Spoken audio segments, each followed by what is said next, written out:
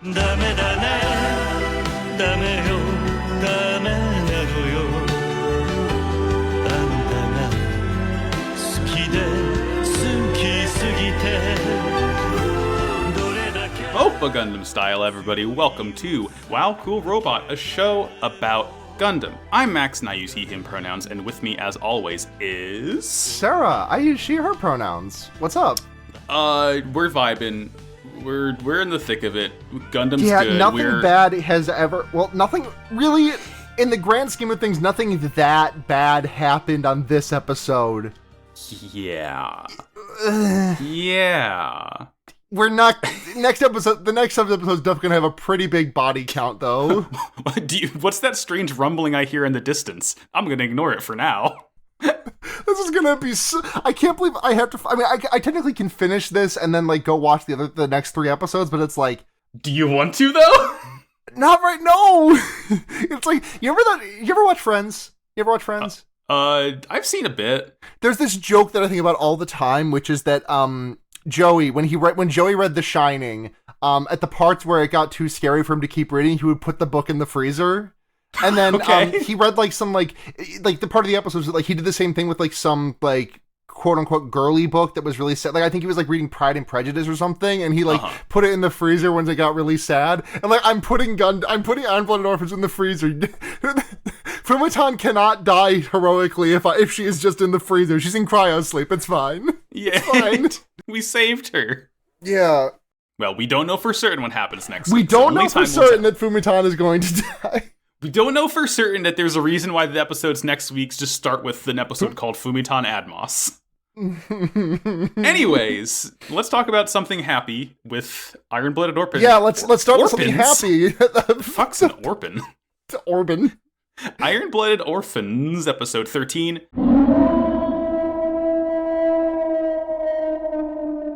Funeral rites. As Masahiro dies after being crushed by Kudal, the battle continues. Several Tekadon soldiers die while infiltrating Brook's ship on Shino's orders when they are gunned down by human debris. Mika is able to defeat Kudal, signaling the end of the battle. On Earth, McGillis' engagement party begins and he shares a private dance with Almeria. Ugh. After the battle, Orga offers all the human debris a place in Tekadon, and Meribit suggests holding a funeral for the fallen. They send off the dead's belongings and fire special shells, shooting off ice flower fireworks. As things calm down, Tekadon are able to take command of Brook's ship, and Akihiro becomes the pilot of the Gusion in order to honor Masahiro's memory. Mika kisses Kudelia after seeing Naze kiss Amida, and we finally learn that, as Tekadon heads to the colonies, Noblest plans to have Kudelia killed when they arrive. This, again, a lot is kind of jam-packed into here. Really just a lot going on in here. There was, like, so many things happened in this one. It's kind of funny how, like, the episodes where there's no mobile suit fighting is when everything happens. Well, yeah, I mean, like, because what the fuck happens in a mobile suit? Like, what, like, major things that happen in a mobile suit fight is, like, there's a minute and a half of fighting, and then, like, a major plot thing will happen, like, you know, a main character, like, gets shot in the head or something. Like, that's a minute and a half, whereas, like, with no mobile suit fighting, it's, like, there's a minute and a half of dialogue, of setup, of everything. Like, I mean, you know, it's always, like, there's an episode of ReZero that's, like, 3 or 4 episodes out from where we are right now, and I'm actually kind of dreading it a little bit because it's one of, if not my absolute favorite episode of the entire series, but the entire episode is basically just 2 characters standing and talking to each other. Tremendous. And it's gonna be hard to talk about. And also, it's fucking wild that ReZero of all shows is the show that has like multiple episodes that are just like, hey, let's have a heartfelt conversation for like 25 minutes. Let's have a heart-to-heart. Yeah, let's have a little heart-to-heart about despair and hope and, you know, love and everything. I love JRPGs. Yeah, me too. So episode starts out really fucking... Episode starts out great. We just get to see Masahiro get pancaked again. Yeah, he's just haha, this sucks. And like fucking getting pancaked, Kudal just brings like a big stick of butter on the instead of a hammerhead. We cut immediately from Masahiro getting squished to like Shino and the boys are in Brook's ship infiltrating, and they like open up a room and they see a bunch of scared little human debris, and Shino's like, oh, just leave them. And then like as he turns around and floats forward, like you just hear gunshots, and then like his entire unit gets fucking gunned down by these kids who like basically don't know any better. Yeah. Like, Levi lost his entire squad. Not 25% of it, not 50%. Not 50%. 100%. God. Lord. Like, I get that post, though. Like, Shino's got some problems about this later on. God, Shino's fucking going through it this one. Listen. I don't want to extend too much of an olive branch to the Attack on Titan fans, to be clear. on this one singular issue, we get it. I will agree with you once. Meanwhile, Akihiro is like pulling Masahiro out from the rubble. The boy ain't right. He's dying. No, he's 100% just like on his last leg. He's definitely like separated from most of his body at this point. And he recalls to Akihiro that someone once told him, this was like last week, this was like 10 minutes ago in the history of the show, but whatever. He's like, I remember someone telling me a story saying that when humans die, their souls are reborn. But he says it's too good to be true, and he's human debris, so the story clearly has nothing to do with him.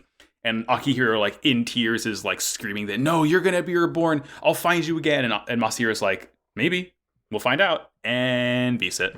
There's a really nice moment here, which is that Ozzy and Laughter like deliberately like steering their little like scraps away from where this is happening to grant Akihiro and Masahiro the time they need. Yeah, it's. I would, if they had not had that, I would not have like questioned why nobody was fighting near them. But I like it all the same. Yeah, it's like we can assume it's like the Batman Arkham Asylum thing where like only one thing can happen at once. But it's nice. Yeah. It's nice that they like are thoughtful about the battlefield. Meanwhile, Mika is still fighting with Kudal, and like he's getting the hang of his Uchi. He's like starting to realize how to fight with sword and not mace. Yeah, he's got his fast roll. He dropped the shield. Yeah. Listen, I'm just saying the shield on Amuro's Gundam engendered some passivity. Right? Yeah. Jesus Christ. That's like the third time I've read this term and it completely like just all over today. I can't stop thinking about that. Yeah, it's on my mind too. I've been reading Elden Ring. It's really fun to read Elden Ring chat with just like everyone being like, I fucking hate black text. This is... Yeah. redacted. But when you get there, you will realize. Yeah, I clicked on some of these spoilers. I'm feel free to cut this if there's too much of spoiler, but like I feel like there were a lot of complaints about Bravely Default that maybe recanted about this one also. What, just length? Do it again. Do it again. Do it again. And again and again and again. Like, I mean, I know Dark Souls loves a refight. Like, you know, you fight the Asylum Demon like what, 3 times in Dark Souls 1? I mean, for what it's worth, Elden Ring each time it like adds new twists to the bosses and stuff. So it's like it's a fucking long ass game. They had to, you know, kind of copy paste a little bit. The size of it is not like it's not. I mean, I guess it is daunting. It's just like more worrying to me because it's like, oh man, it's just so much. Yeah, are you ready to commit months of your life to this game? I don't know if I like open worlds very much. Huh. Like, I've been thinking lately about like the last open worlds that I like really, really liked, which were, I mean, I don't think I like really liked the way the open world of Horizon Zero Dawn was structured, but like I enjoyed it enough to platinum that game. Right. Which, I mean, I guess I must have enjoyed it enough. I guess I must have enjoyed it plenty, because no real reason to like engage in like, you know, finding all of the coffee mugs and everything. Yeah, like 50 hours. But it was nice, like, you know, just brain off podcast time. And like, I'm trying to think of what the other open world game that I've like enjoyed, and it's like Borderlands. And like that's not like arguably not quite open world. Not really an open world, no. Yeah. I don't know. A fun game though. You know what? Grand Theft Auto San Andreas. There we go. All right, we got there. But yeah, it's big game. Big game. Love content. Yeah. But Mikazuki fucking kills Kudal. He's liking it. Like before Kudal dies, he's like, "You're enjoying this, aren't you?" And Mika's like, "Maybe." And fucking he's like, "Well, if I am, this one doesn't deserve to stay alive." As he like critical hit, like wedges the sword between plates of armor on the Gusion and like spears the cockpit. Yeah, we get like a really nice like explosion. Yeah, I love when they do that. Bye bye Kudal. Bye bye. Bye bye honey. Next seems great. My note for this says, "Rest in piss, Kudal. You died as you lived." Fail. Yeah, fail. Cringe. L. We get the next scene is the party. It's the party. It's the debutante ball, and where McGillis and Baldwin are like, just, I don't know. McGillis' dad is there. He's getting talked up a little bit, but the Blowjob brothers hate it. The 4 Ashleys from Recess, they've all grown up now, and they come up to McGillis and say, "Can we talk to you briefly, sexually?" Almiria rolls up and is immediately jealous of the huge jugs and fat asses on the Ashleys. She can't breast boobily around. Yeah, and she runs out and starts crying, and then McGillis shows up and is like, "Will you dance with me?" And she's like, "No, they'll laugh at me," and he like picks her up like a child, and this scene drives me fucking insane. Yeah. Like, this is a scene that if this scene was presented to me stripped of its context, I would think is a genuinely like sweet scene. Like stripped of its context, this is like, you know, young girl with debutante ball feeling insufficient because she is just, you know, she's a child and everyone else here is an adult who is very clearly an adult. And she is just, you know, moping, and then some, you know, refined, gentle Sir Knight is like, hello, little lady, would you like to share this dance? She's like, no, they want women. And he's like, but I will dance with you, my lady, and just, you know, has a nice little, like, just, but the child bride thing of it all. The thing on paper, it's nice. And then you remember that he's engaged to a 9-year-old. The thing where you remember that it's... I also want to be clear that I am not against a story like of this. Like, this is some upsetting material, but it's like, you know, I can take this story. I just don't fucking get what they're doing with it. And like, maybe it's not for me to get for another 20 episodes or so, but I'm just like, what the fuck are we doing here? It's putting a lot, it is making you put a lot more trust in the writers than you kind of want to, given the circumstance. Yeah, and I just, like, there's still a lot of show to go. People have spoken highly of it, so, like, you know, I'll say it again, I'm willing to extend my trust to these writers that they are going to stick these landings, but man, I'm fucking sucking air through my teeth about a lot of them. Yeah. There's only so much one person can take. And like, for a fucking character who really doesn't like to be engaged to a 9-year-old, he really doesn't show it that much. No, he's like, oh no, I hate being engaged to a 9-year-old. Anyways, I'm gonna just go like hang out with like okay, this is an insane hypothetical to even say the if part of, but like, if I were in McGillis's shoes, I would be staying away from that child at all fucking costs. Like, that, if I see that child walk into a room and call me Mackie, there is a Mackie-shaped hole in the wall. Like, yeah, no, I am filing a restraining order on myself. Yes, exactly! Like, yeah, definitely, I believe in, prison abolition and stuff, but, like, I'm still, like, showing up to the clink and be like, all right, come on, lock me up, guys. Take me away. Take me away. Yeah. Oh, Lord.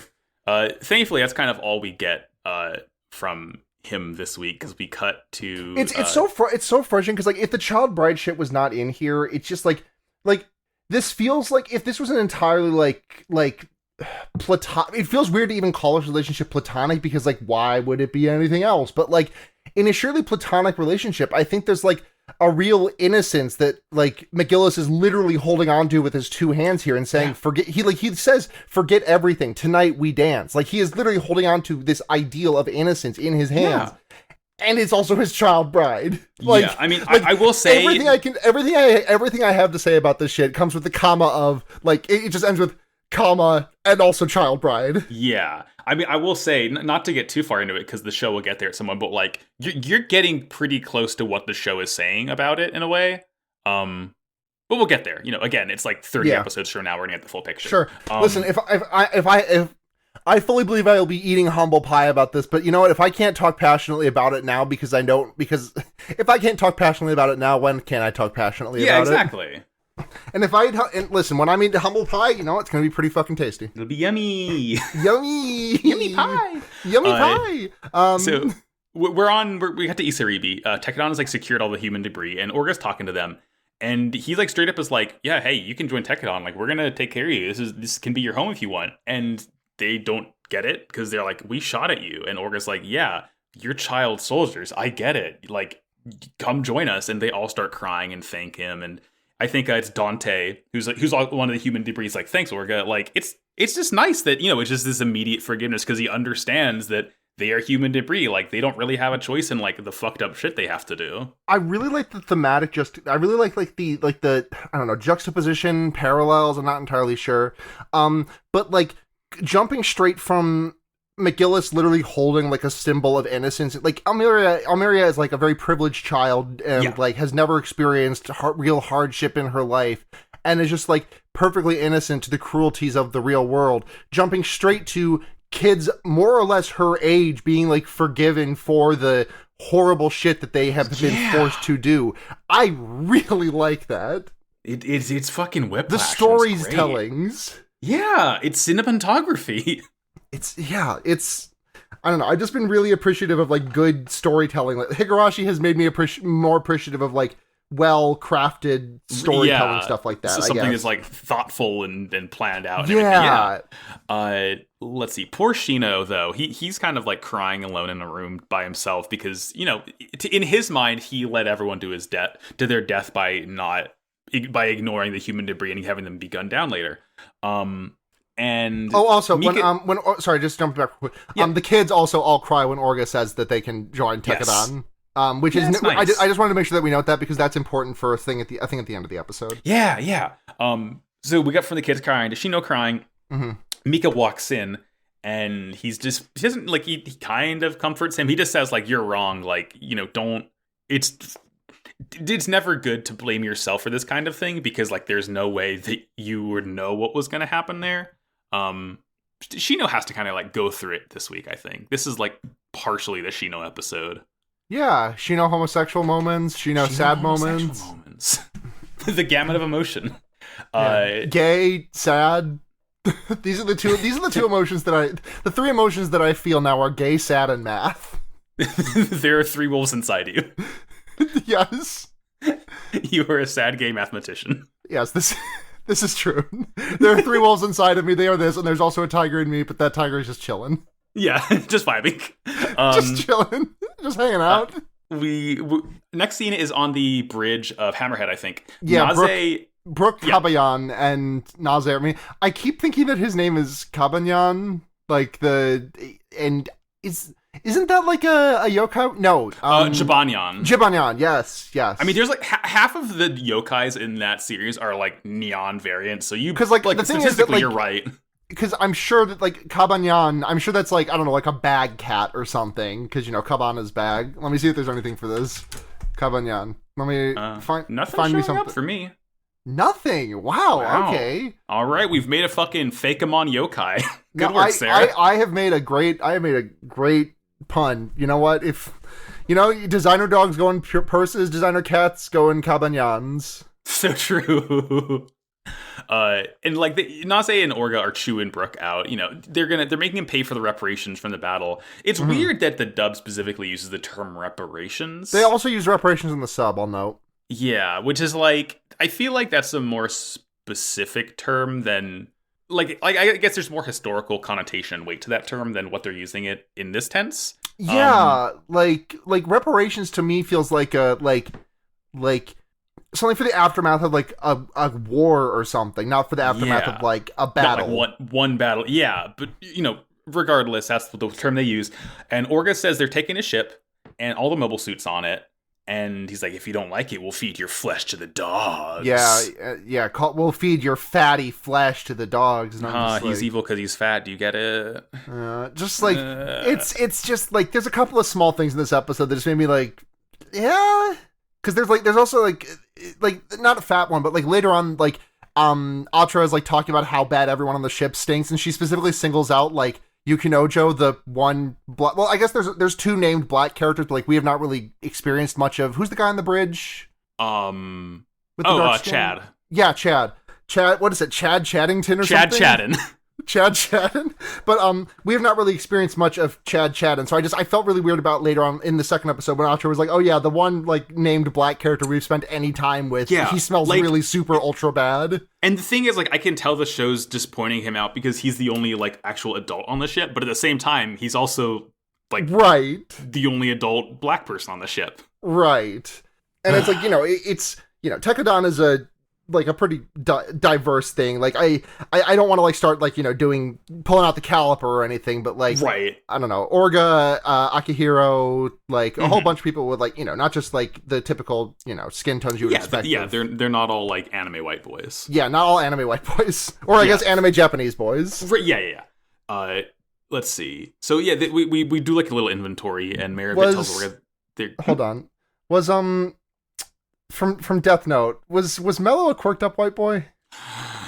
I'm gonna go and say yes. Yeah, he was a quirked up white boy with a little bit of swag who did enjoy to bust it down sexual style. Low-key goated with the sauce, Mello. Low-key, yeah, low-key. Low-key. Okay, sorry. I got us way off topic. Yeah. Maribit tells Orga that they have 10 mobile suits. They take inventory. Orga's gonna sell them all because except he says for the that Goujon. Yeah, well, before that, he still plans to sell the Goujon. Oh, yeah. Before he talks to Akihiro, because he's like, we're not going to have anything eating to do cereal. with these Akihiro will Akihiro is eating cereal and say, no one will ever pilot the thing that killed Akihiro's brother. Yeah. But then Maribit suggests they should hold a funeral to free Masahiro's soul. And Naze is like, oh, yeah, funerals. This is part of Earth's history. And Orga is like, I mean, I understand that, like, this is a sort of simple mechanism to show how different culturally, like, kids raised on Mars are, at least in the environment that all the Tekadon kids were, because like none of them really know what a funeral is. But it still is very strange that Orga's just like, that fucking sucks. What a shit idea, Maribit. Yeah, it's just a lot of weird pushback from him on this issue. Mm-hmm. But even Akihiro is like, yeah, it's a good idea, and it's mainly for Masahiro, so they all go along with it. Maribit and Orga talk about it later on, and Orga just he tells her he doesn't really get it. Soul's being reborn, and he says that we should be more concerned for the people who are alive now and staying alive, and forging a future. And she explains to him that funerals are just as much for the living as for the dead. It's that catharsis. It's helping you let go and move on. And she walks away, and he's like, "Okay, whatever, old woman."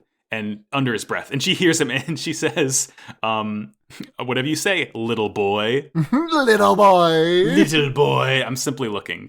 Orga boy. Orga boy. Pegasus ass. Cut to Yuki Nojo is talking to Yamagi. Yeah, Yamagi's got an idea. Yamagi has a fun idea. I like this. And then we get the title card, and then when we get back from the title card, most of the Tekadon crew is up on the exterior of the Isaribi. Yeah.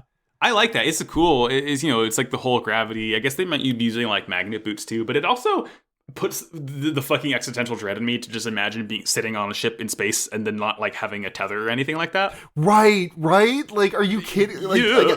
Gravity hadn't come out yet, so I almost spit my drink on my mic. They didn't know.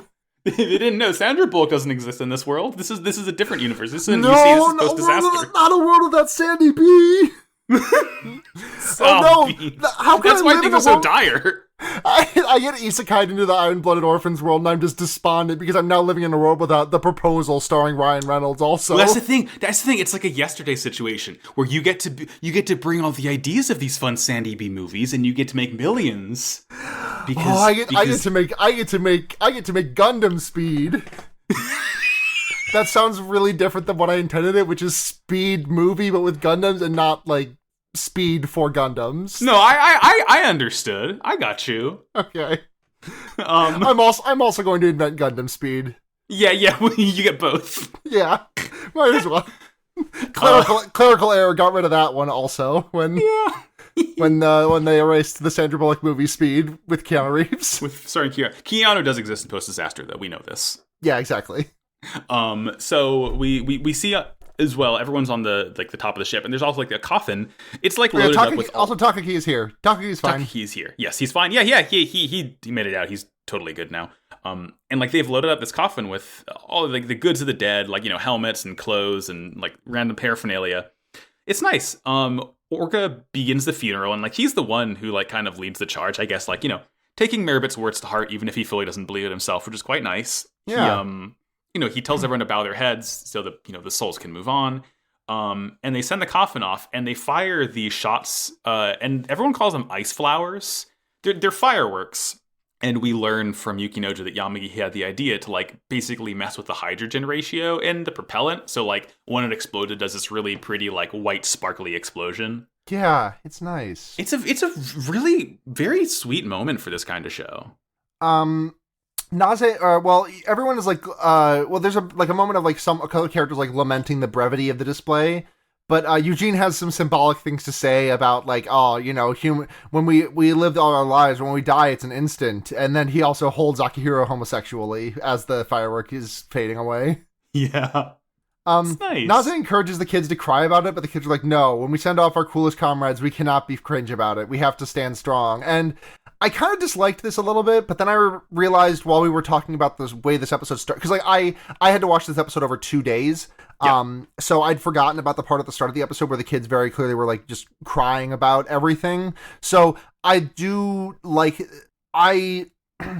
just the human debris kids not crying, I like that. I think that the Tekadon kids should be allowed to cry though. Like, yeah, absolutely. Like they're not. But like that definitely would have been like a weird thing for like the kids to be the kids to be remaining stalwart, and then the Eugene just blubbering or whatever. Yeah, I don't know. I think it would be fun to see Eugene blubber though. I want to see it before he is inevitably shuffled off this mortal coil. I would love to see it. Yeah. I'm just assuming that every character that I like is going to die at this point. Just like I've been told that this is just the Heartbreaker show, so I'm just accepting all of my friends' fates. Mm-hmm. Yeah, I mean, roll the dice. Every fucking character you see on screen, basically. Yeah. Later that night, Ride takes a crying kid to the mess hall. This scene sucks. Yeah, what the fuck? We did not need this scene at all. No, because. So Ride can't stop crying. So he's taken to the mess hall where Kudelia, Fumitan, and Atra are just doing some cleaning. And Atra's like, "Here, I'll hold you. I'll be your mother," which is like on its own. That was already me being like, I'm rolling my eyes at Atra just having to take on the mother role for the people in this ship, like she and Kudelia haven't been already. But then on top of that, the kid says, "No, you have no breasts. I'm going to Fumitan, who's breasting boobily." Yeah, you can't bounce boobily. Just like, what the fuck? Just like, worth noting, this isn't Ride who's the one who wants booba. Like, Ride takes a even. Oh yeah, I'm sorry. Ride's the little redhead kid, right? Yeah, Ride's the little redhead. And like that's the whole scene. It's just like, okay, why the fuck did we need that? Right. It's like So we get it. The kids like boobs. You've said that like every other episode. They really love to point out how much these kids like boobs. Yeah. To be fair, at this age, I was also thinking about boobs a lot. So I mean, Yeah, I get it, but it's like I don't need a reminder. I lived it. Yeah. We get I forgot that I wrote pseudo MILF Fumitan in my notes. Yeah, she's like MILF adjacent. Yeah, she's got MILF vibes, I guess. Yeah, MILF-esque. Yeah. We get a little cute scene of Shino thanking Yamagi for the firework flowers, and he's like, "You better do the same when I die." And Yamagi like brushes him off, saying that they're too expensive. We can't do it. I can't hold funerals all the time. And it's just like there's like this weird sort of tension here that like. We know that Yamagi has a crush on Shino, and Shino doesn't really get it, I suppose. Mm-hmm. But it's like this nice scene of just like Shino's very nice towards Yamagi, and I quite like that a lot. Yeah, I don't know. I don't think Shino is quite as oblivious as you're putting on here. Like, I definitely don't think he's like as outward about it as Yamagi is, but like this very much carries an air like. I feel like the hidden meaning under what Yamagi said, what Yamagi said was basically like, no, I can't do that for you. I can't be, this shit's expensive and it takes a lot of work. I can't be doing that. Like, the hidden message of that to me is like, do not fucking die on me. Yeah, don't you fucking dare. And like, I think like the way the smile on Shino's face as he goes away is not like I want that fireworks display. It's like it's a genuine the smile on his face smile. is very like, yeah, okay, I recognize that you care about me. Yeah, God, it's nice. It is. It's nice. I also noticed that Shino the type of guy. I only just noticed that Shino's got piercings, and Shino's the type of guy to not know which ear's the gay one, and so he just gets both of them done. Exactly. I knew that's what you were gonna fucking say when you started talking about his earrings. Cover your bases. Right. Next scene is fucking insane. They're in like the Naze's drawing room, I guess. This scene! What the hell? So they're like, okay, we did all the sales. Okay, come here, Amida. I'm gonna fucking tongue you in front of these kids. Like, just jam my fucking tongue deep down that throat. And, like, they all, like, stare blank while blushing, and then Naze's explanation is just batshit. He says, well, you know, years with high death rates lead to high birth rates, basically saying, I'm made horny by this. Yes. Naze. He says it's horny season, and then is like, he says, suddenly the woman next to you looks more beautiful. And it's like, again, jumping back to the shit I was talking about last episode, where it feels like Naze does not have love for the rest, for his I've completely forgotten the word for what, like, a group of people in an open relationship is called. Polycule? Thank you. Yes, polycule. Jesus, I'm in one of the, you'd think I would know this. But like this is again just going back to what I said last episode, where like I do not feel like Naze has the love for really anyone in his polycule. It's just Amida. It's not even just Amida. He's like, oh yeah, the woman next to me is more gorgeous, and like it's. Like, Amida is definitely his wife prime, but even with that, he's like, yeah, she's prettier now, so now I want to kiss her more. In front of a bunch of kids, nevertheless.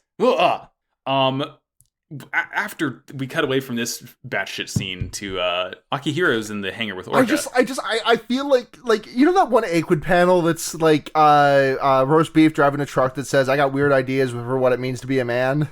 Right. That, but then also, like, jumping back 2 scenes is that, but ideas for what it means to be a woman for the Fumitan's titties scene. Yeah, that's a pretty good encapsulation of the show thus far, I suppose. Yeah. Oof. Next is Akihiro. He asks Orga, like, you know, because we know Orga's going to sell off all the mobile suits, but he asks him to pilot the Gusion. And he basically says, like, you know, my last memory of Masahiro was when this suit took his life. So he's just, like, keeping it and piloting it as, like, a remembrance of that. Mm-hmm. It's meaningful. We have to, like, justify why a character's going to get a Gundam, I guess. Yeah, this is reason enough. I don't know. I feel like this is, like, a really nice reason. Like, this is, like, his only real memory of this. Like, maybe it's a bit of a contrivance, but I don't know. This moment really got me. Like, yeah, it's a contrivance I like, I think. Yeah, I guess so. Akihiro definitely seems the type to do this type. Like, this does not feel out of character for anybody here. No, yeah, absolutely. Like Akihiro is like, hey, I want to pilot my dead brother's. I want to pilot the robot that killed my brother, and Orga's just like, hell yeah, you got it, Chief. Dude's Rock. Or Tekadon is just Dude's Rock. It really fucking is Dude's Rock. God. Dude's Rock. Need a brother check in. Oh, Lord. Mika's reflecting a little bit on Kudal's words, you know, about him enjoying the killing. He hasn't thought enough about it to form a response, but we know he's thinking about it now. And Fumitan and Kudelia are talking about, like, they're like, oh, the kids are so sad now. They seem so happy with the fireworks, but then, you know, they faded, and, like, what's the deal? And it's like, they just had a funeral, Kudelia. What do you want about here? Yeah, there was a bounce house at the funeral, but once the kids got out of the bounce house, they started getting really upset. I don't know what's up. Yeah. But then fucking God. I'm sorry, I'm just really, really into the idea of just like Gam's funeral bouncy castle. Like they shelled out for the extra package that's got the bouncy castle also. Yeah, the fucking the Masahiro Otland Memorial bounce castle. After Kudelia has that conversation, she's like, you know, just in front of like the fucking Isaribi window that everyone stands in front of when they want to have a cool scene. And Mika's there, and she notices that like he offers her a date or a Mars poem in this trying time, and she notices that his hands are shaking, and he just says he feels weird. And like Kudelia thinks to herself, like, oh, Mika, you know, he definitely has strong emotions that he's also holding inside. So she just walks up and hugs him and holds him. And when she lets go, he just like kind of stares at her and then kisses her. Mm-hmm. And she's like, you know, she does the anime "Ka" thing, and like her face goes all pink and jumps back and dabs, and yeah, she does dab. She does dab. Also, just before this, I just wanted to note that like I hadn't really noticed it before, but we get like a full body shot of Fumitan from the back, just as she's staring out the window with Kudelia before Mikazuki walks up, and I did not notice how fucking baggy this woman's like thighs are, and then like it's so weird. Like the bagginess of the pants is entirely contained to the thigh region. I think her pants are. I think they're jodhpurs. No. Yes, they're jodhpurs. Jodhpurs are like those pants that have the really baggy thighs. Jodhpurs? Jodhpurs. What the? Yeah, I guess they are. Is she fucking riding a horse or something? I don't know, but it's a wild fashion choice. I mean, I guess it's better than her walking around in like a regular ass maid outfit. Yeah, I guess. Like, yeah, you know what, you say that, and like, I feel like okay, put Fumatan in a maid outfit, but also give her a skateboard. Yes! I'm just saying she looks like one of the skateboarding maids that artist draws. She really does. I mean, dude, that scene, if you like don't understand what the pants are, it does look like she has Pixar mom proportions. Yeah! She got that Pixar dumpy. Did you see that TikTok from like a week or two ago about someone talking about how like actually like a very small percentage of the Pixar moms actually have fat dumpers? Yeah, it's like you didn't need to analyze it. I appreciate the analysis though, because so much like the fat-assed women that are attributed to Pixar are like not like from Pixar. Like the one of the redhead with the curly hair that everyone like draws with like, you know, fucking ass expansion Todd or whatever. Not draws, posts a picture of. I don't know why the fuck I said draws, but like, yeah, the character made by ass expansion Todd. That's not a Disney. That's not a Pixar. Yeah, no. It's not a Pixar. I don't know if it's a Disney. Yeah, I mean, I know there's the one of, like, the fucking ant from Big Hero 6, that edit that went around to make her look boobylicious. Hold on, I need to... Big Hero 6 ant, big ass. It's not ass, it's like an edit to make her shirt look incredibly low cut. Yeah, I'm seeing the edit right here. Yep. Great edit, folks. Yeah, tremendous work, everyone. No notes. A+. Oh, cool. Google has also served me up a crop of her getting bent over a table by someone. Tremendous. Thanks, Google. I love media. So, you know, that episode's kind of... The kiss-a-roo. The Kisaroo, you know, Mika just says, I thought you were cute. Like, that's all. He basically is, like, parroting the fucking idea he sees Naze do to Amida, and he's like, I'm gonna try this shit. But, like, not thinking about it in literally any capacity. From literally any other male character in any anime I have ever seen, this would... this would only fly with Mikazuki. Like, any other character does this, and I'm like, this is fucking creep shit, what the fuck? Like... But for some reason, the way, like, Mikazuki just, like, has such an infantile understanding of so many, of, like, interpersonal relationships. This makes perfect sense. It's, like, it's looked at in a vacuum, it's a little bit like, hey, what's up with this? But, like, it makes sense for the character. I think it's a cute moment. Like, I'm not, like, you've heard me talking a lot about the homosexuality on display here, and I've not really caped for any of the heterosexuals, but honestly... If Mikazuki, if this show was gonna say, hey, Mikazuki and Kudelia, I'm not gonna complain about it because they're cute. Yeah, no, it's good. And yeah, I also like how right after this kiss they cut to Atra in the kitchen sneezing. Yeah, it's like the, you know, when someone's talking about you, but I guess when someone else that you like kisses someone else, that's when you get the sneeze too. Yeah, I feel like so often, like in anime, I'll see like something happen between two characters that concerns another character who's not in the scene, and then it'll cut to the other character who sneezes, and like, yeah. I guess that's just like the... No, it's an anime. Yeah, it's an anime thing. That's an anime. Like, you know, my ears are burnt. You know, the equivalent of my ears are burning or something. You know, someone's talking about you. But the last thing we see as the episode ends is Noblest Gordon way back on Mars. He is kind of reflecting on everything, and he's like, the death of Kudelia and Bernstein will be in the colony. Great work. And then we get this overlaid with a shot of Fumatan, who is... my notes here just say, is Fumatan beholden to Nobles? Is this what the scene is telling me? And then the next episode turns out she might be a little bit beholden to Nobles. Yeah. Speaking of episode 14. A Vessel of Hope. Love is in the air aboard the Isaribi. As Yamagi and Shino experience feelings for each other and Kudelia thinks about her kiss with Mikazuki, Fumatan ponders her agenda. Tekadon is heading to the Dort colony cluster. Kudelia, Fumatan, Biscuit, Atra, and Mikazuki head off to Dort 3 for some shopping, while the rest of Tekadon head to Dort 2 to make the delivery.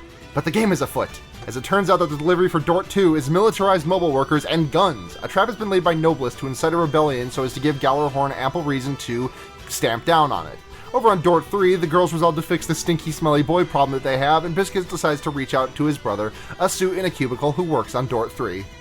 Dort. Dort. This MF said Dort. Just the amount of seriousness put into at the end of the last episode where it's like, Cordelia Ina Bernstein will die at Dort 2! Dort. And then the fucking Peggle 2 Yeah, guy. plays Ode to Joy. Yeah, I think Noblis should have done the Peggle 2 guy jump. I don't think he can. His ass is too fat to jump that high. The cake, the absolute, the fucking size of his cheeks. Yeah. So first of all, we learn in this episode, Shino's training in Akihiro's grays. Mm-hmm. He's like the next pilot up on the roster, effectively, since Akihiro has a Gundam now. So someone has to pilot the grays, and it's gonna be Shino. Yay! Nothing bad will happen to Shino. He'll be fine. Kudelia is, still a little freaked out. Yeah, she's thinking about that kisseroo. The kisseroo, and she just Slav squats in the middle of the hallway as Mika, shirtless, walks by. Shirtless, dripping, just flexing all of his muscles. Glistening. Hey babe, what's up? She just goes, seriously? He's fucking jacked. And then we get the new OP. Jacked. The new OP, do you like it? Fucking banger. It's absolute good. Fucking banger. Thank you, Blue and Count. It's really good. I quite like it. I don't know if I like it better than Raise Your Flag. We'll have to see. But it's good. I like it. And then you said Spire and Canaboon to the other two? It's Canaboon and Rage of Dust. Rage of Dust. Oh yeah, Spire. Yeah, sorry. The opening's Rage of Dust. It is Spire. Oh, okay. Yeah. Cool. Yeah. I mean, this one's really good, and I love Spire. I love Canaboon. Nowhere to go but up. I really like the visuals in this one. Yeah, they're really fun. There's the one that really jumped out to me is Fumatan. The one shot we get of Fumatan in the OP is her with the top half in shadow. Yeah, she's just standing in her room looking contemplative, and her top half is covered in shadow. It's a metaphor for something. Metaphors for something. So yeah, after the OP ends, we do see Fumatan. She's reading a message from Noblis about this assassination attempt, and I wrote the whole thing down. We don't really fully get it here, so the full message, because you could just pause it and read it. Yeah, I did that. I did this also. I did not write it down, but I did pause and read. Yeah, it says, with best regards, the time has come for me to repay your long years of devotion. Your journey will end at the Dort colonies. Dort. Everything has been arranged. Enter port at Dort 2. Along with Kudelia will become central to the rebellion within the colony and be shot by a Gallarhorn assassin. We have already laid the groundwork. Contact us swiftly after her death is confirmed. Don't worry, we will take care of everything else. I look forward to the day we meet again. Uh-oh. Seems bad. Are you at all familiar with Jamie XX by any chance? Absolutely not. Okay. Jamie XX is the musician who was he was part of a popular band that I'm trying to remember before he set off on his own in 2018 or something. He was the producer of the pop band The XX. Okay. The name sounds familiar. Anyways, just 2015, 2016, around then, he put out an album that called, I believe it was called In Color. And there's a track on there called Gosh, and I really like it. It's a really good track. But the thing is that, it's just it's an electronic track, but one of the vocal samplers is just Dort. Dort.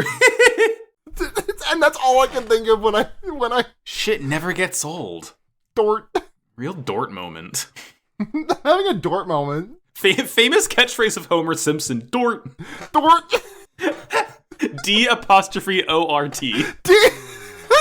Episode title done. There we go. Fuck yeah. Dort. It's a Bart Doe spoonerism. Yeah. So many layers. Fumitan's looking at the the sort of medallion necklace type thing. When I first saw Dort 2 in the subtitles, I was like, surely that was a typo, and they meant to type Port 2 because they're going to Port 2 at this colony. But no, they are going to the Dort colony, and they're going to Dort 2, which is one of the Dort colonies. I love it. Dort cracks me the fuck up. It's Fumitan reflects on her past with Kudelia as her actual maid, because we do see her in a maid outfit in this flashback. Mm-hmm. And she basically just remembers. She also has a skateboard. Yeah, you can't see it because it never pans down that far, but it's implied. And young Kudelia asks to learn more about Mars. And then Kudelia, current time, comes into the room. And she's like very cagey, very awkward, asking like, have you ever been on a date with a man before? And you know, she asks her if she had to specify with a man because, you know, Kudelia or Fumitan very obviously lesbian. Yeah, clearly. And then, you know, she asks, do guys ask women out if they don't have romantic intentions? You know, if someone kissed her, should I marry someone who kissed her? And like Fumitan just laughs her ass off at this. I love to see Fumitan laugh. Sorry to keep talking about ReZero as I tend to do, but this is like late season 6 or not season 6. Jesus Christ, this is like late season. I was gonna say what? How many? This is like a late season 2 spoiler, but like it's a very minor spoiler. But so if you don't want to hear it, maybe skip ahead 45 seconds. So in the middle of season 2, the main protagonist kisses he gets to kiss his love interest. You know, Subaru and Amelia have a kiss in season 2, and then like 10 episodes later, Amelia asks Subaru, are you ready to be a father? Because it turns out that Amelia had been convinced that pregnancy happened after a kisseroo. And I just think about that all the time. And like the way Kudelia is like, Fumitan, do I have to get married now? It's so funny. That fucking rules. Truly, ReZero is great. Someone should make a podcast about it. Yeah, I would highly recommend listening to it if someone did.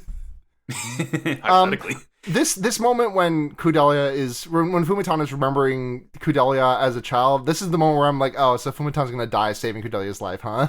Who knows? Impossible to say. But yeah, after Kudelia asks about marrying whatever, Fumitan says, "Why don't you ask this man his true feelings?" And Kudelia's like, "Whoa, I never thought of that. Yeah, good idea." Before talking. Communication. What? At this point, Atra shows up and rings the Skype doorbell and says, "Hey, we can see the colonies from here." And then we just learned that it's Dort, which is, I think, like the business arm of the African Union. Mm-hmm. So all these colonies, and they're similar to colonies in Gundam. They're like, they have the same sort of McPherson cylinder shape, but they have like more rings. I guess the outer ring is probably agriculture, if I remember how these things work. But you know, they're Gundam-esque space colonies, just big tubes. Yeah. And if you look off to the side, you can see Earth too. It's like a little blue marble almost. Mm-hmm. It's nice. I always forgot. See, blue. I completely forgot all the shit on Dort in this rewatch. Like in my mind, all this stuff that happened on Earth, not Dort. I forgot that there actually are space colonies in Gundam. So it's, you know, it's a universal constant, I suppose. Yeah, we're taking a Dort tour. A Dort, fucking great look.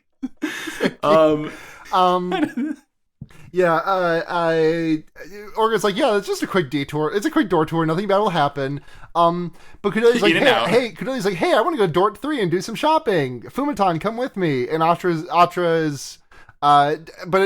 Dort 2 is where the assassination is supposed to happen. And Fumitan, like, tries to, like, very slightly nudge her about it. But then Kudelia, she doesn't really have a reason to decline this. So she's like, yeah, that's fine. I'll go with you. Mikazuki's suspicious of this. And Atra also decides that she's coming. Orga sends Mikazuki, and also he looks directly at Fumitan and says, Mikazuki's just an extra precaution. I'm sure you will keep her safe, smiley face. I can trust you, smiley face. Pointing, clueless. Yeah. Biscuit also wants to go to Dort 3. Yeah. He doesn't say why, he just wants to go. Mm-hmm. So we get a quick scene on Hammerhead of the Gusion in the hangar, and they're taking parts off it. And sure enough, under that big, thick frog armor certainly is a Gundam. It's the exact same frame as Barbatos's, just, you know, different Ahab frequencies or what have you. And Naze tells Orga that they're going to go to the Tewas branch on Dort 6. So Orga is going to go alone to Dort 2 to sell off the cargo, because, you know, they're carrying cargo. They're going to, you know, do a supply drop. They don't know, importantly, they don't know what the cargo is. They just know that they're dropping cargo off in Dort. The new Gusion looks worse. So, you haven't seen, I don't know if they show what it looks like in the opening, because that's just what it looks like underneath. Like, it's going to get a whole new armor and paint job and everything. Oh, hell yeah. It's going to be, we'll see it when we see it, but it's going to be more of like Barbatos is the melee unit, Gusion's going to be the ranged unit. Yeah. We'll see. I think what Gusion turns into looks fucking sick as hell. But we won't cut that for a little while. Yeah. I was just confused because I didn't remember seeing underneath the Gusion, so I just like Googled like the Gusion suit, and I saw an image of like something called Gusion Rebake, and I was like, oh, is that what that looked like? Oh, this looks ugly. We'll find out. We'll find out. Anyways, Naze and Amida like warned them to behave themselves because like in Mars, Teiwaz carries a lot more weight, but in the Earth sphere, they're just another company. Like they don't get special treatment. They don't have any like feared reputation. They're just some schmucks as part of like one of several, mafia-esque companies. So no one can give a shit. Yeah. Amida's like, if you killed someone here, that's illegal, and you can't kill people. That's illegal. Yeah, exactly. Then we hop over to Gallerhorn with Ian and Baldwin, who have their eyes on the Tekadon brats, and Baldwin is like doing some Baldwin is like doing some he's doing some shit. He's doing some shady shit. He's like, we're just using this for a drill. We're not going to have a mission while McGillis is away. Mm-hmm. But if we happen to find and kill the kids during this drill, well, who could blame us? Yeah. Very, very sad. We head over to Dort. We head over to Dort 3, where the shopping gang is. Yeah. I think in this, it's all this is like Fumita just she says she's feeling regretful about all this. Or like she's just, she's very concerned and like confused and... Yeah, they send off Dort 3. They send the shopping squad off for Dort 3, and Isaribi sets off for Dort 2. A signal goes up, but there's a ship approaching to guide them. Orga says, oh yeah, I get it. And the guys who guide them in, like, they get off the ship and they're like, damn, these guys are just kids. That's fucked up. Yeah, but like they call them heroes and like they give them this really nice welcome and they're all like, what? Us? Heroes? And like, they say they want to meet Kudelia, who's the star of hope for all these people in the colonies. And like, they're all really confused. Like they're getting this way more warm of a welcome than they really expected. Mm-hmm. One of the guys says, and you guys are just like her band of brave knights. And it's just very cute that like no one knows what a knight is. Yeah. Like that sort of like folklore concept is just completely lost on these Mars boys. Mm-hmm. It's like the little world building things that I appreciate. It's just like, yeah, sure, I guess they don't have King Arthur shit. On Mars. Yeah. We, Orga's like, all right, this is our first big Teiwaz job, guys. Let's do it. And we get the title card. Coming back from the title card, Kudelia explains one of the things that she needs to buy, Kudelia just gets up on the microphone and says, got in yesterday, spilt a full tub of pasta on the floor. Stupid boy, smelly pasta ship. Stupid boy, smelly? Yeah. Smelly pasta boys. Ship.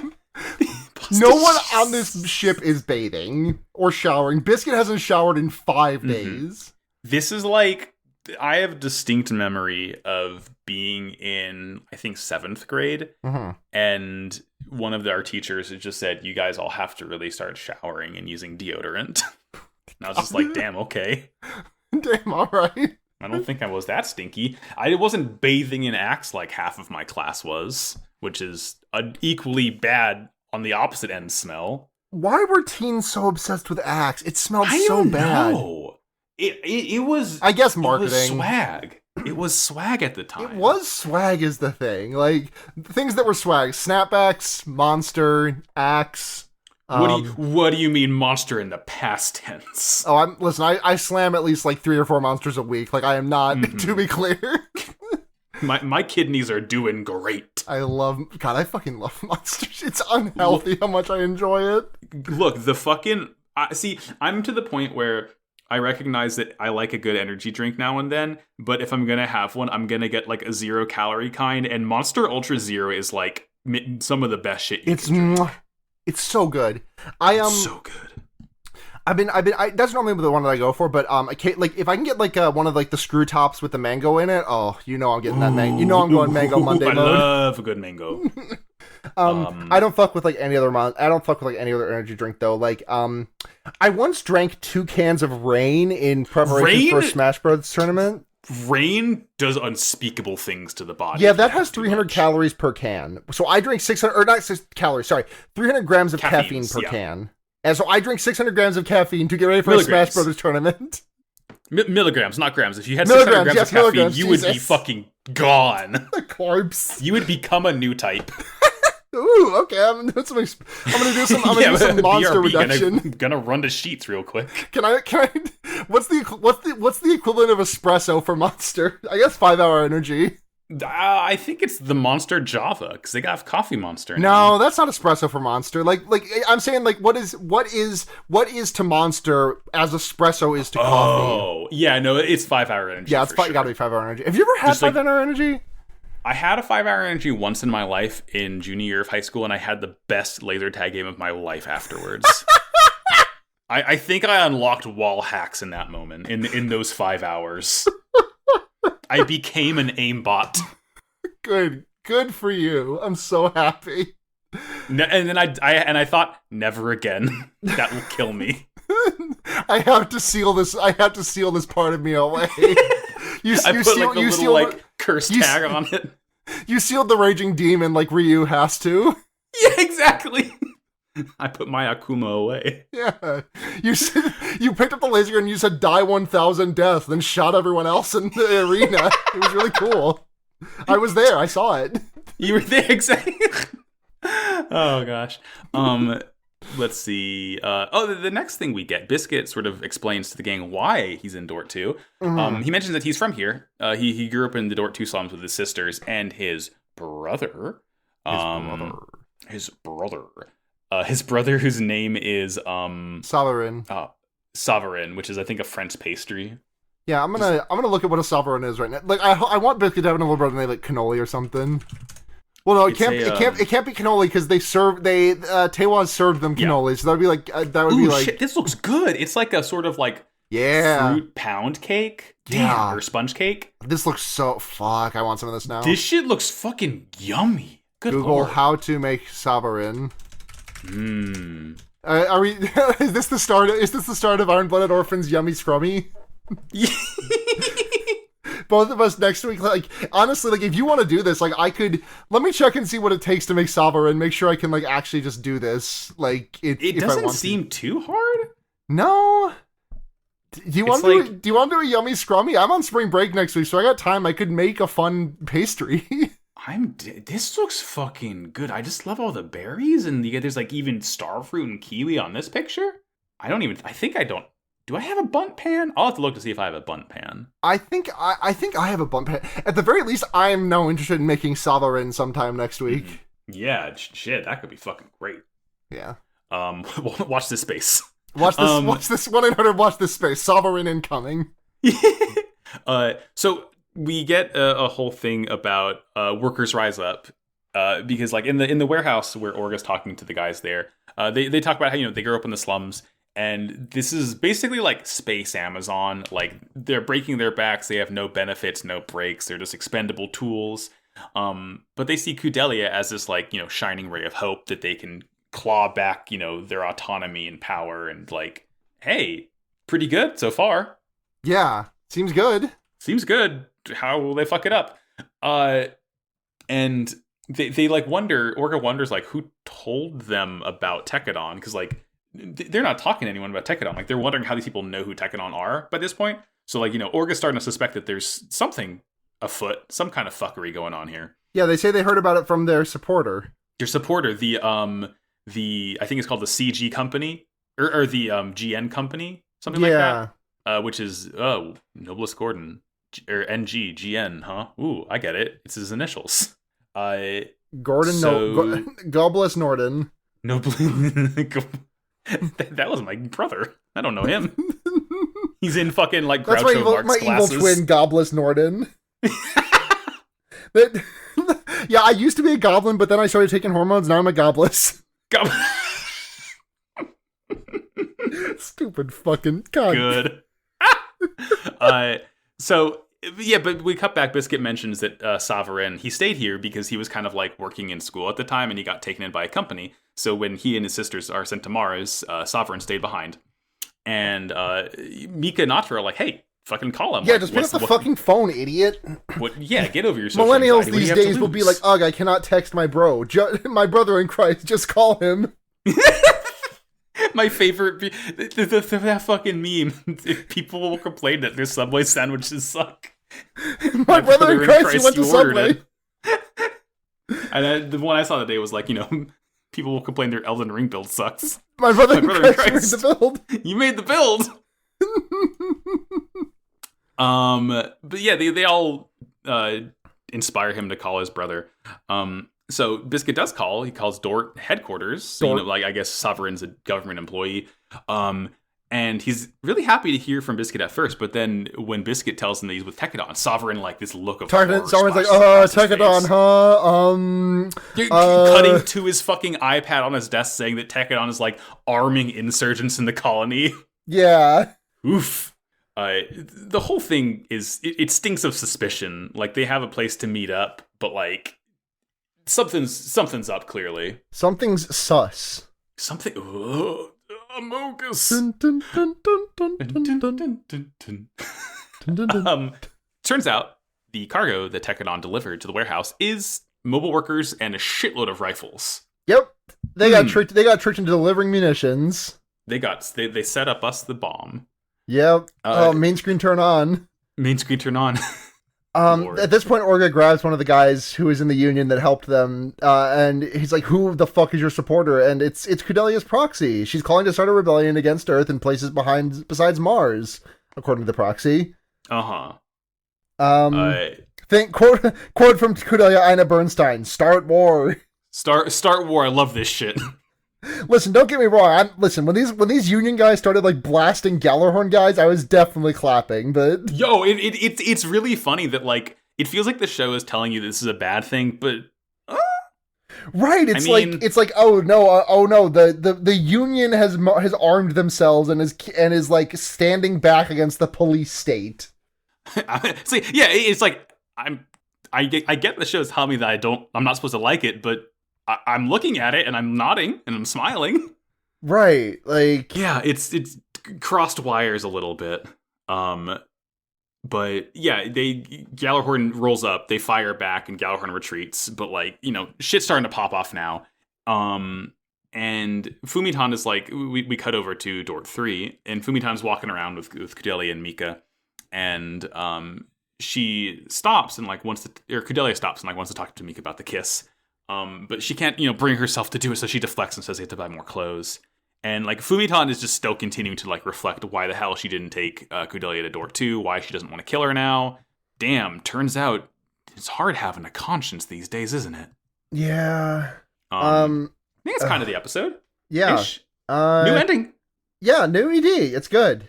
I don't think it's as good there is one more thing before we get to the end, which is that Maribit radios Naze and is like, hey, something bad's happening. Gallarhorn, it's bad. And Naze's like, these fucking dipshits made trouble happen right away. Yeah, it's really weird the way he says it, because I genuinely still can't remember or tell if he and Amida know that they were transporting munitions or not. Right, like the way he's talking does not seem like it. Like this seems like, oh, these clowns couldn't resist, you know. Mm-hmm. Eugene probably Eugene probably fucking went he just went the guy who punched Nathan Spencer mode. Yeah. Some the fucking McGill is like explaining a Pepe pin to the camera, and just Eugene coming in from off screen. Just pop! Fuck yeah. Just rock his shit. Yeah. Do you remember the time shortly after that happened where right-wing 4chan detectives were like, "Oh my god, I found out who this guy is. He's a guy who does pornos and is like he's like a human toilet. He lets girls shit in his mouth." And like they reached out to the woman whose videos the guy they thought it was in, and the woman was like, "No, I'm sorry. That man died 5 years ago." Yeah. Fucking tremendous work, folks. I think about that so often. Good work, right-wing 4chan detectives. Fucking dipshits. Oh yeah, also the rebellion is like, oh well, we can't back down now. The only way out is through. The only way out is through. They said the line. They said famous the line. Line of Sarah. But yeah, the ED's good. It's not as good as the like. Nothing hits as well as the ORPHANS. I know. Like, yeah. It's good, and like there's like some good high notes and some good singing in it. But yeah, like Orphans no Namida is just such a cool like opera ballad almost that it's just hard to beat that. But yeah, I don't remember. This one's not bad. I like the visuals of baby Mikazuki and Orga. I love little baby Mika. They're literally small. They're Among Us babies. Among Us babies are born. Okay, that will take us to Iron Blooded Orphans episode 15. Trail of Footprints. As Yes. a McGillis-esque masked man arrives on Dort 3, we get confirmation that Nobliss is behind this framing of Tekadon and wants both the Union Revolt and Kudelia to be put down for the sake of business. Orga meets with Navona Mingo, who safely houses them and explains that the Union has only one option for the sake of their future: violent uprising. Meanwhile, Biscuit and Atra meet with Sovereign, who ends up capturing them and accusing Atra of being Kudelia, who goes along with it for the sake of everyone, hoping she could protect the real Kudelia. Orga learns of their capture, and Mika runs off to infiltrate the building they're being held in. He successfully rescues them, and they are all saved by Orga and gang. Finally, the masked man explains to Kudelia and Fumiton that Nobliss is the one behind all this, and that Fumiton herself was hired by him. She tells Kudelia that this is the truth and walks off, leaving Kudelia to wander the streets in search of her. So you said this is a McGillis-esque man. Uh-huh. Now, is this supposed to be as obvious as, like, Char is Quattro, and this one just sailed over my head immediately, like, just completely over my head? So, I don't remember... McGillis Because, like, the first shot we see of this guy is from the back, and he has got, like, long hair from the back. So, I will say, I don't remember if it's that obvious in the sub, but McGillis has a very, like, distinct, pretty nasally voice in the dub. So his voice is immediately recognizable. Yeah. Because, like, the long hair from the back, I was like, I don't know who this guy is. Oh shit, it's Char Aznable again. Yeah, no, for all intents and purposes, this is Char. It's Gundam. I think Gundam literally does have a quota that a blonde man has to put on a mask at some point. Yeah, there was a like the top comment on the Crunchyroll stream of the sub was like, now let's all applaud Sunrise for waiting until episode 15 to deploy their masked man character in the Gundam show. I know. The restraint at work here. It's astounding. Yeah. So this is McGillis then. This is McGillis free. I would have absolutely not known if you hadn't like said that. That would have been, oh man, I wish I'd known so I could have like just led you on the whole time. That'd be a little mean spirited, but like it'd be like honestly, like when Colin, I would have totally been game with it if you'd like to just let me. It's like when Colin tried to gaslight Sarah and I the entire run of Zeta that Char and Quattro are different, even though we literally learned first thing episode 1 that Char is Quattro. That was a good bit. That was a very fun bit. Zeta was great. So we just know he's on Dort somewhere. He's vibing. Yeah, he says the first thing that he says before the OP is you cannot truly become an adult. I hadn't expected to be so excited. Maybe that'll make sense later. I don't know what that meant or what he was saying. Yeah, I don't really. Nothing's coming to mind of what the fuck he meant by this. Regardless, we cut to Nobliss fat ass. Nobliss cheeked up. Nobliss caked up in the sauna. He's kind of to be clear, that is fat space ass, not fat ass. Yeah, it's fat with a PH. No, yeah, Pob. He's a Pob. He's a fat ass white boy. Fat ass white boy.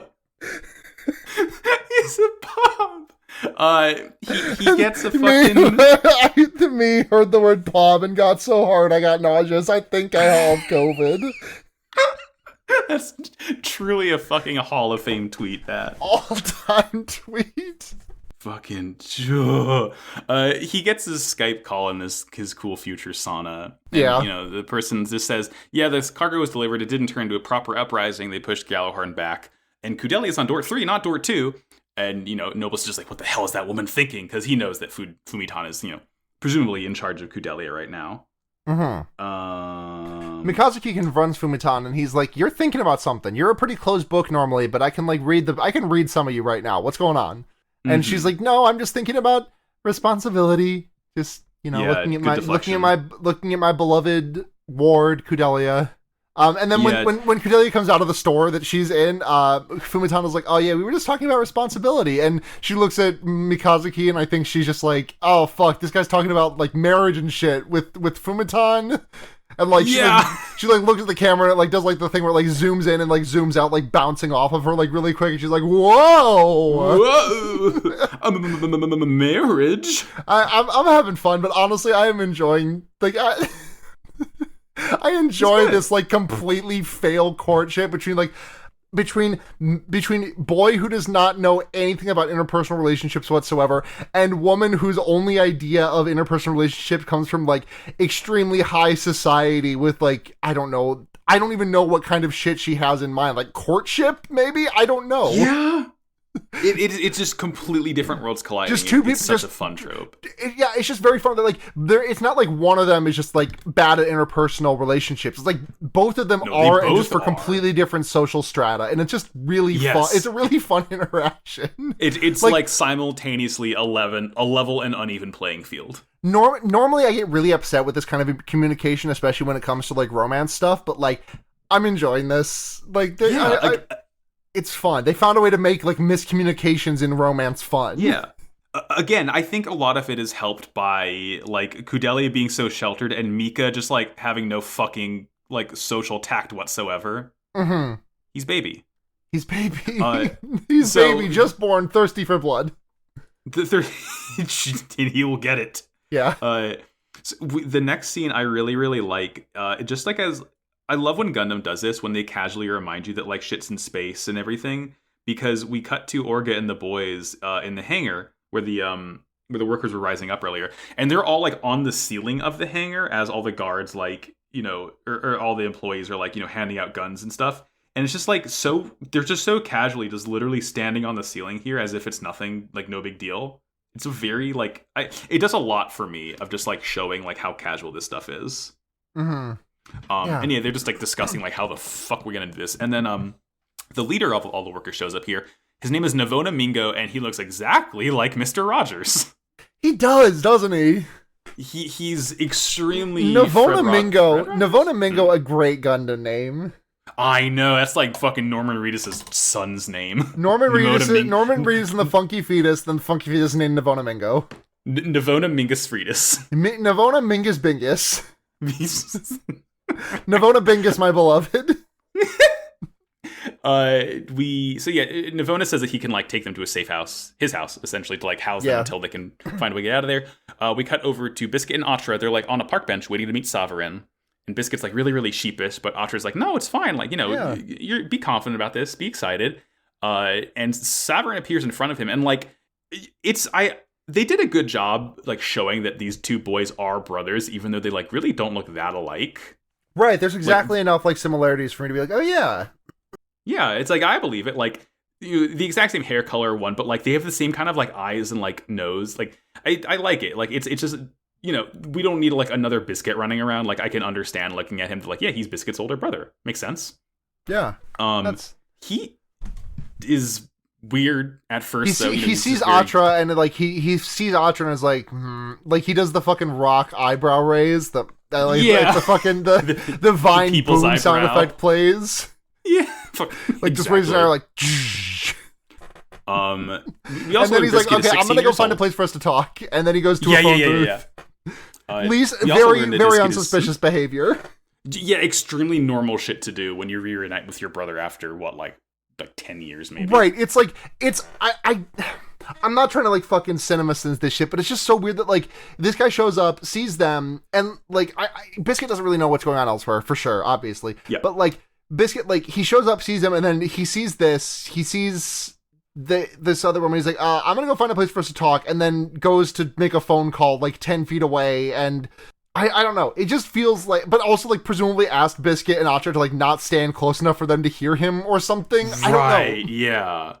Finding the nearest phone within sight but out of earshot. Right. It's weird. But yeah, when he makes a phone call, we hear him say, "Send 4 or 5 men and a car. We'll be saved the trouble now." So, probably not good. Yeah. We cut back over to the Dort slums. They're in Navona Mingo's house. This is like where all the union workers live. It's like, you know. Yeah, and Yamagi says, "Damn bitch, you live like this?" Yeah, and they say, "Yes, we do. We're all union members." But it's like you know, essentially government assigned housing. And they mentioned that like the sort of main union rep intermediary person essentially like gained so much status that like he just stopped caring about all the like the people below him now. Yeah, and it's just like wasn't that Sovereign? I don't think like they named Sovereign in the sub. Did like, they really? Let me double check in the episode to make sure that I'm not just like blowing smoke out my ass here, but like. Let me find the scene. It's like, yeah, hold on. Yeah. It's I believe he says, I believe those. He's not talking about the executive. Sorry, no.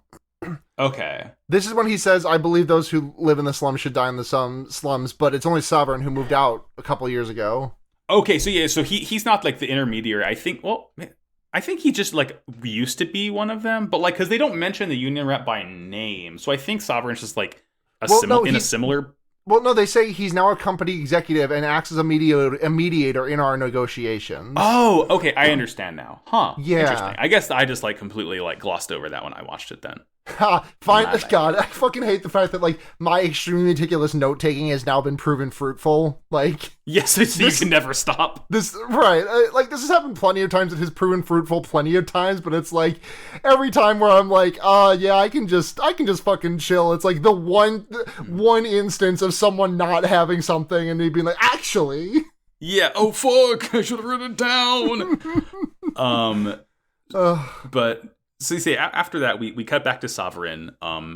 He's kidnapped Biscuit and Atra. They're in like some fucking warehouse somewhere. Yeah. And like they're interrogating about the. Yeah.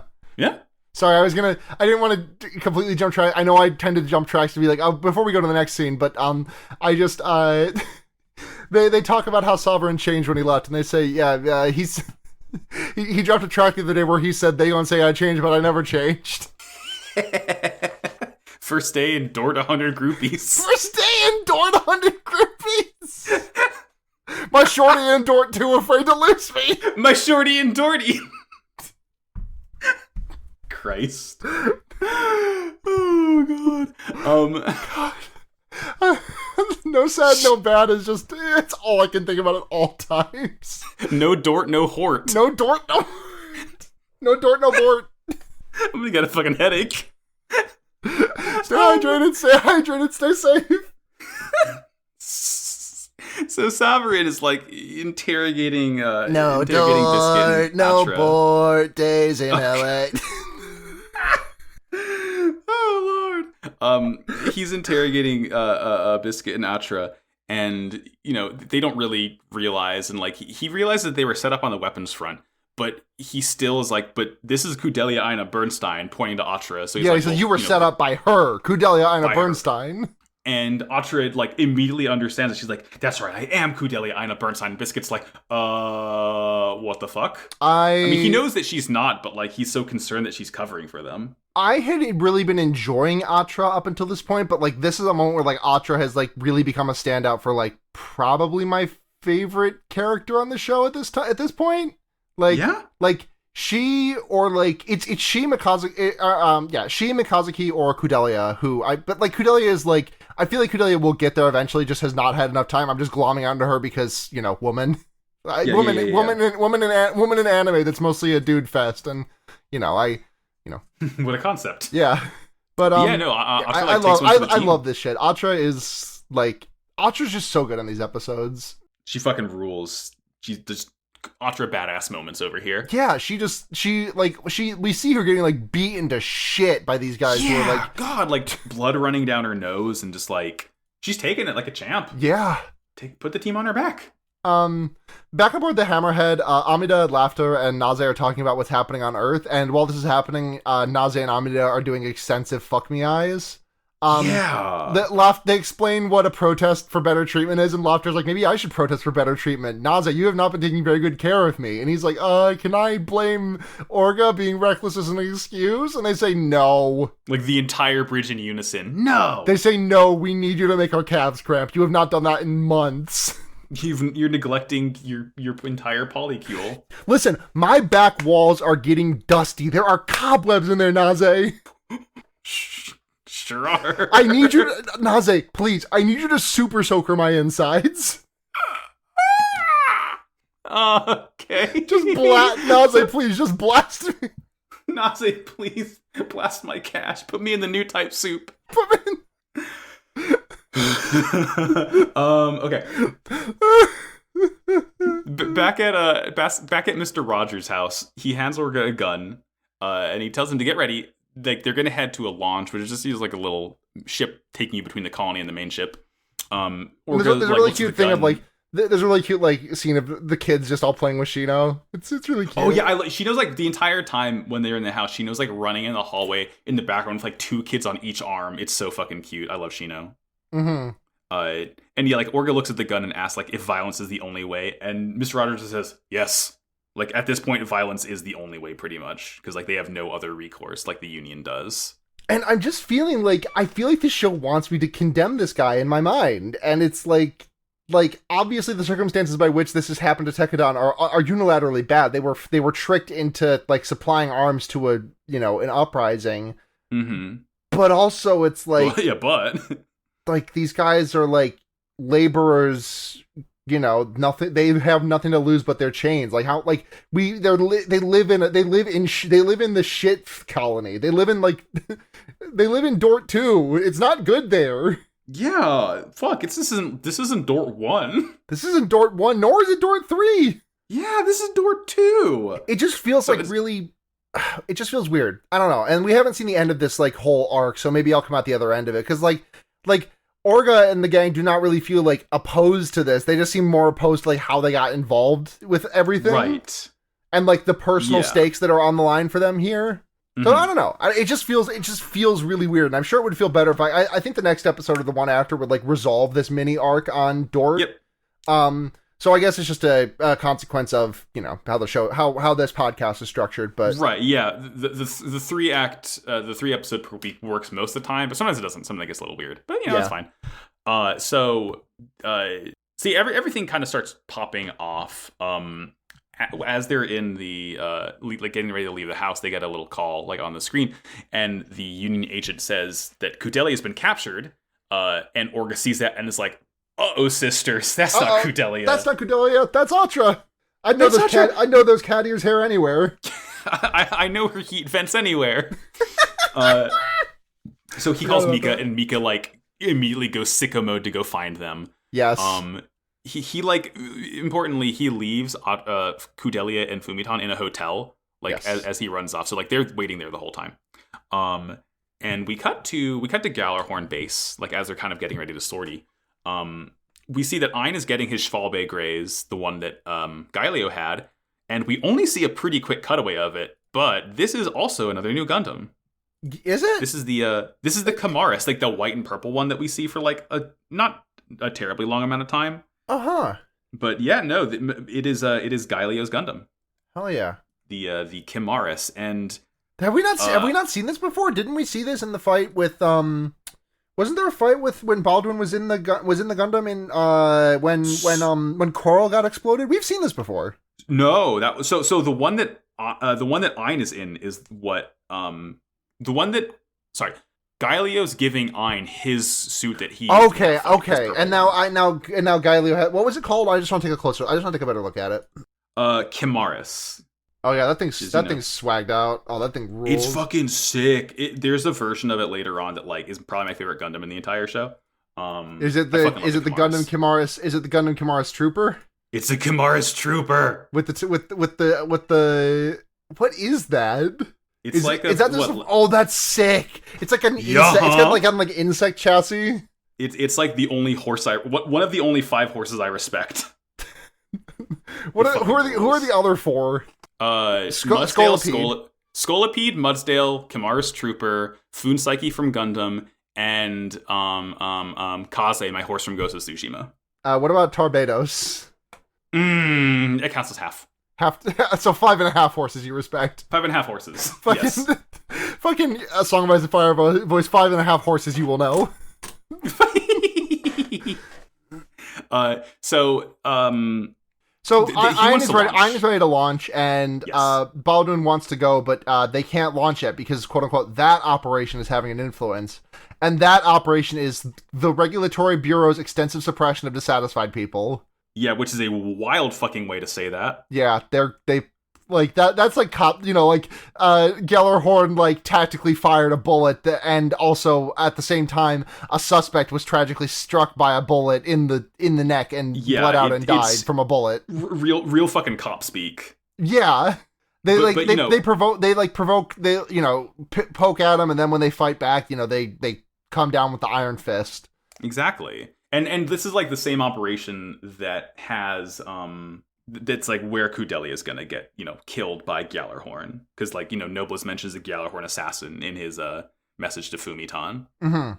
So the whole thing's a fucking setup. But like importantly, Gaelio can't go because that like we said, he's not allowed because the operation. So he's just like stewing and waiting and is very, very angry about it. Yeah. But we cut back to Dort. Orga and the boys are on a launch and they fly off, but they're not flying to the Isaribi. They're flying off to Dort 3. Dort 3. Yeah. Yeah. Mikazuki on the surface of Dort 3, he finds Atra's boot and he smells it. It's like, damn, this is what Atra's feet smell like. Yeah, what the hell? I don't know. Mikazuki is just like a kind of a dog to me. Like, he just kind of does whatever he wants. He's got a strong sense of... if you just like told me that, oh yeah, Mikazuki's got an unnaturally strong sense of smell, I'd buy that in a heartbeat. Like, yeah, he seems the type. He's a bit puppy with it. We cut from there to Atra getting the absolute tar beaten out of her, and she's just not saying a word. Like, She's no snitch. Yeah, tight lips, babe. Hang in there. She fucking rules. God, I love Atra. In the next room, Salvarin wants Biscuit to tell him about Cordelia's plans so that they can like give her up to Gellerhorn. But Biscuit's like, no, I'm going to talk to you about Cookie and Cracker instead. Yeah, I'm going to make you feel bad about abandoning your family. Yeah. Fucker. And it like kind of works. But like Salvarin is just he's clearly desperate here because what he eventually says is like because he gets it when Biscuit says that Atra is not Cordelia, but he's like, I don't care. Yeah, he says that ain't Falco. That ain't Falco. Yeah, wombo combo. Happy feet. Happy feet. But yeah, because he says, like, it doesn't matter. She just has to be Cordelia now, because if we can kill, quote-unquote, Cordelia, like, this whole thing can end. So, pretty fucked up. Savarin, Jesus. Yeah. So we cut from that. Fumitan's in the hotel. She finds Cordelia trying to sneak out and stops her. And, like, Cordelia is, she's also freaking out about it, too, because she says Atra's part of the family, and Atra says that Cordelia's part of the family now, so she has to rescue her family. If she lets Atra go along with it, she's no better than her father, who sent her to herself to her death. And then Fumitan starts getting a little weird with it, and she says, I've always hated your bright, honest eyes. I hoped something would, dull them and, like, take that naivety away from you. And Cordelia's like, what the fuck, Fumitan? She's like the Julia Louis-Dreyfus laughing nervously, haha, what the fuck? Right. And then a masked man appears. A masked man? For lack of a better term. No idea who this could be. So, it's in, like, if you look very closely, you can see his blonde hair and eyebrows, but in, like, the eye slots of the mask. Yeah. But, like, of all the Char clones in Gundam, I'm gonna be real, this one looks like shit. Right. What is this mask? Like. Let me look at this mask. I gotta take a look at this mask. It's search Montag. I got the image. Yeah. Yeah. He just kind of looks like shit. Looks a bit shit. He looks. You know what he looks like? He looks a bit like what the fuck are they called? That like 70s 80s anime with like the they were kind of like Power Rangers, and they were all like birds of some variety. They were all in Tatsunoko versus Capcom. Oh fuck! God, I know exactly what you're talking about, but those looked cooler though, because that's like a whole Sentai team. This is just like a doofus in like he's just got like a bit of the Plague Doctor mask extension and nothing really else going for him. Yeah, it's just like discount Persona 5 cosplay. Yeah, this is like bargain bin Goro Akechi. hey guys, it's me, Orgo Bakechi.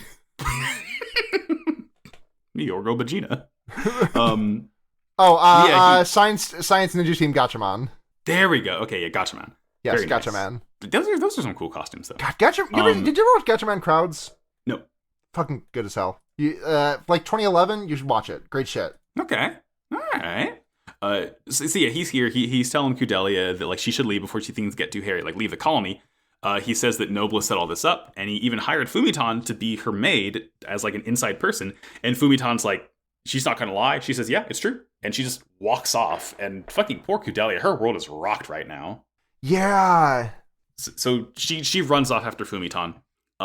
And we cut back to Biscuit and Atra, like they're talking, like they're done beating the shit out of Atra. She's like sitting on a bench with, or like, on a box in like this storeroom with Biscuit, and like she looks bloodied up. She looks really rough, and then she says, "This is fine. I got this every day when I was little." And then poor Atra. Atra, you don't have to be so strong and tough. This to me is Satoko Hojo. Yeah, but less of a bastard, far less of a bastard than Satoko. Right? Yeah. Okay. Yeah. So at this point, like an explosion rocks the building. Yes. And the camera cuts outside, and like it's like a truck that's crashed in, that's empty, and they think they're being infiltrated like by Mikazuki ghost rode the whip into the building. He did. a one-man army. He just fucking takes everyone out in this complex, and he goes in the door. The door opens and a gun peeks in, and then it's Mikazuki. He's got the strap. Yay! He's got the fucking hammer. He asks Atra if they beat her up, if they did this to her, and she's like yes, and he's like, and then he clenches his gun audibly. Yeah, God, Mika's so good. Atra's very glad to hear Kudelia's safe, and they shit sucks, hit the bricks, they're on their way out. Sovereign snitches, but it's okay because Orga is here in the Happy Bear ice cream truck from Fullmetal Alchemist. Yeah, he's in the fucking Morgana car. Funny Bear. I need to be clear. It's Funny Bear ice cream. He's here. They're getting in. As they're getting in, Sovereign's out, and he's begging Biscuit. He's like, "No, bring her back. We need a sacrifice, basically." Right. We need someone to throw on the funeral pyre to appease Gallarhorn. And he says, "My brother, I thank you for all the help you gave, raising me and Cookie and Cracker, but fuck you." My brother in Christ, you abandoned the family. A Gellerhorn guy runs up with a gun at the very last second, and I fully expected this to be someone catching a bullet on the way out. I thought so. I saw that guy with the gun, and I'm like, oh fuck, who's dying? I fully expected someone in this caravan of Orga, Eugene, Biscuit, Atra. I fully expected one of them to just catch a bullet and die, but thankfully, no one does. Nobody did. Thank God. They just drive off safely. Mingo, that's his name, right? Navona Mingo. Navona Mingo. As the credits start, we see him leading a January 6th in the town. Yeah, it's a capital insurrection. Yeah. And Cordelia's missing now because they go back to the hotel to grab her and try and bounce out of there. But nope, she's gone off to try and find Fumiton, and that's where the episode ends. She's just running through the streets. Yeah, she was running through the streets with her woes. Yeah, again, we mentioned it several times, but next episode is called Fumiton Admos. I hope nothing bad happens. Well, in the meantime, Sarah, as these episodes are over, how about... Are we heading to Beyond Toon World? You're going to love this. Trust me. Beyond Toon World! Yeah! So this week on Beyond Toon World, these episodes are pretty centered on one Biscuit Griffin. Biscuit Griffin. So today we will be looking at the career of Hanae Natsuki, born June 26, 1991, a voice actor with Across Entertainment. Just looking at Wikipedia. Across from where? Just really enjoying this snippet on Wikipedia that's on January 27th, Hanae tested positive for COVID-19, but on February 7th, 2022, it was announced he had recovered. Oh, thank God. Very glad to hear. Also very funny that we're in a stage of pandemic now that we're just that's part of Wikipedia bio now. Someone had COVID, but they're fine now. Yeah, it just makes you worried. I've been thinking, I feel free to cut this out, but I shouldn't have brought this up, but now I've been thinking a lot about the fact that tomorrow is 2 years since the NBA shut down. Yeah. And it's just been really, 2 years, huh? 2 years. 2 years since Rudy Gobert touched all the mics and said, I don't give a shit about coronavirus, and then caught it a day later. Yeah, God. Yeah, no, I mean, because I was on the couch with Katie earlier, and she was just lockdown began 2 years ago, and I'm like, what the fuck? Yeah. Fucked up. Been fun. Anyways, Beyond Toon World. Anyways. So today we've got the illustrious career of Hanae Natsuki, who has been Tadamaro Shiki in Kimono Jihen, which is a show that I liked a lot of and didn't finish. Yu-Gi-Oh! Sevens, he played, I'm guessing twins, because their names are Gakuto and Gakugen Sogetsu. That sure sounds like twins to me. He was the titular Appare in Appare Ranman. Okay. In Haikyuu, to the top, he was one Mr. Hoshiumi Korai, a little seagull boy. In Fate Apocrypha, he played Sieg. In Dragon Ball Super, he played Jocko the Galactic Patrolman. Aw, fucking love Jocko. Completely useless character. In Food Wars, he played Takumi Aldini. Okay. And here's the big three that I got here. In Odd Taxi, he was Odokawa, the Walrus Man. Okay. In Kimetsu no Yaiba, he was Tanjiro, Tanjiro. Yeah, sure, okay, yeah. That's Biscuit, all right. And finally, In the hentai Prince and the Stony Cat, he was track and field number B. My favorite hentai character. What is the hentai Prince and the Stony Cat? I'm looking at this now. Yeah, that is... Heneko. So that's what... Okay. I'll show... Yes. Okay. It looks like a magical realism slice of life coming of age type thing. Mm-hmm. Which, I'm not like, I've gone on record as like enjoying many anime like this. Like Rascal Does Not Dream of Bunny Girl Senpai. Very, very similarly off-putting name. Not quite as bad as the hentai Prince, but like, yeah, this looks like an interesting. Yeah, I'm reading the Wikipedia plot, and just like this first paragraph I'll read out loud on the podcast because it's kind of fucking batshit. Yeah. Yoto Yokodera is a second-year high school student who is arguably the biggest pervert at school. Great start, folks. His problem is that he is not good at showing his real emotions, probably because he's a pervert. One day, his equally perverted best friend completely transforms and gets rid of his impure thoughts, so he became Catholic. A feat he attributes to the power of the statue of the Stony Cat. Good lord. Dad, sometimes, I wish the best for whoever wrote this. But like, absolute batshit setup, but like the second paragraph, as Yoto is making his offering to the statue to remove his unwanted trait and give it to someone who does not need it, a girl named Tsutsukakushi arrives to make her wish to be able to be more like an adult and not show her emotions so easily. Both of them wish upon the Stony Cat until to their surprise the next day at school, Yoto is unable to tell a single lie, and Tsukiko is unable to show any sign of emotion whatsoever. Bit of a liar setup. Yeah, I was literally gonna say liar. Yeah. So Jim Carrey hentai. Listen, I would be interested in reading a story like that, but I do not want to read something where the start of the story is the biggest pervert in school. Yeah, I don't think I could, in good faith, read something that just has the word hentai in its name. Good thing Rascal Does Not Dream doesn't have that. Exactly. Well, hey, good beyond Toon World. I'm. Thank you, Hanai Natsuki, for your service. I am saluting. Yeah. It's my turn for yes, Robot of the Week, right? Robot of the Week, Sarah. You got to tell me. So I'm going a bit esoteric with this Robot of the Week. Yes, good. And what would you say a robot is an imitation of? Like what is a robot a facsimile of? A person. Yeah, so you would say it's like kind of like a fake human, right? I would say a robot is a fake human, yes. So by this logic, I think you could say that a fake human is a robot, yes? From the transitive property, sure, yeah. Yes, of course. I'm with you. Yes. So my robot of the week this week is going to be King Bradley from Fullmetal Alchemist. Wait, no, fuck, that doesn't count. He was born as a real human and made into a homunculus later in life. That doesn't count. Fuck. Envy from Fullmetal Alchemist. Envy. Okay, there we go. Yes, good. The greatest story ever told. Yes, great story. We love a little worm. We love a little gender worm. He's just a gender worm, and he has like 6 legs. You can get a fucking I almost said Funko Pop. You can get a little Nendoroid of him. You can get a Nendoroid of him. An